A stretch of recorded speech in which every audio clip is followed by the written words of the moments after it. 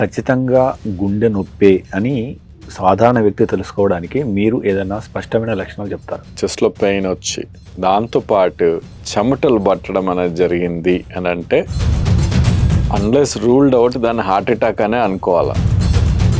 So ఎంత ఫాస్ట్గా అయినా ఎమర్జెన్సీ క్లోజెస్ట్ ఎమర్జెన్సీ డిపార్ట్మెంట్కి ఎవాల్యుయేట్ చేసుకుంటే అంత మంచిది.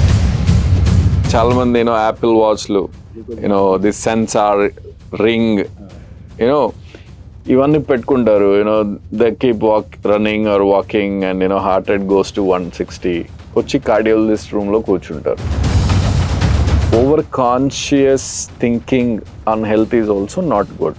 There should be moderation. Okay, అందుకే హెల్త్ చెక్ ఈజ్ ఎనఫ్. ఆరోగ్యంగా ఉన్నప్పుడు మనిషి జీవితాన్ని ఎంజాయ్ చేస్తాడు. సో స్టంట్ పడ్డాలు ఎప్పుడు ఏమైందంటే మొన్న అంతకుముందు బంద్ చేసినా కానీ స్టంట్ పడ్డాల్సి దాన్ని బంద్ చేసినా అని చెప్పేసి అంటారు సాధారణంగా మాట్లాడినప్పుడు. సో స్టంట్ పడ్డప్పుడు మనం ఎంతో జీవితాన్ని కోల్పోతామా? మన జీవన శైలిలో చేసుకోవాల్సిన మార్పులు ఏంటి? స్టంట్ పడకముందు అన్ని చేసేవన్నీ స్టంట్ పడిన తర్వాత సగం మానేసాను అన్నది దట్ ఈస్ ట్రూ. ఆ సగం మానేసినాయి smoking, alcohol, food intake. Okay, అయ్యే ఉండాల, మానేసినాయి. మిగతా క్వాలిటీ ఆఫ్ లైఫ్ యాక్టివిటీస్